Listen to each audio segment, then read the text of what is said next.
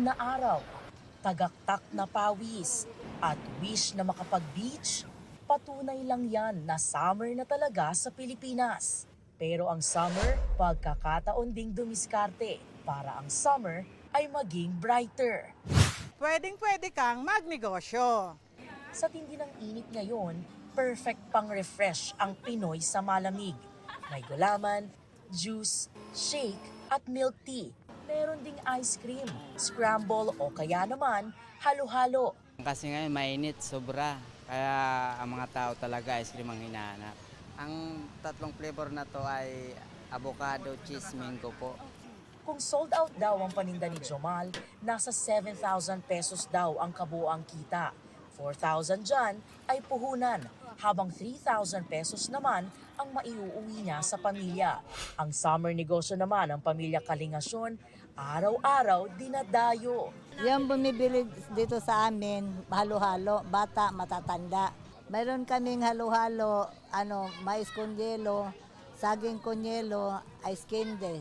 Ang kita naman ni Landiza sa araw-araw, doble raw ng inilaan na puhunan.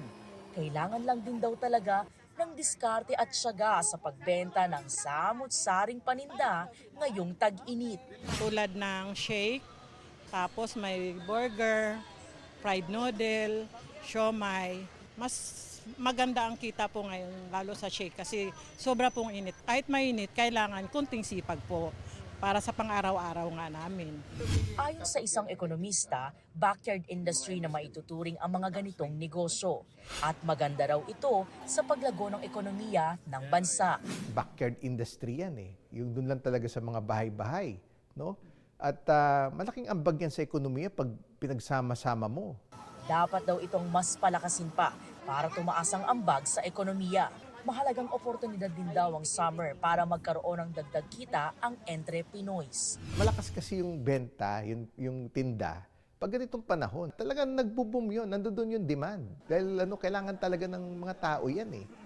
Matutugunan, kaya tugunan na yun at timingan at i-grab yung opportunity na kumita. Binigyang diin ni Go Negosyo founder Joey Concepcion ang kahalagahan ng pagkakaroon ng entrepreneurial mindset kasabay ng paghikayat sa mga Pinoy na samantalahin ang tag-init.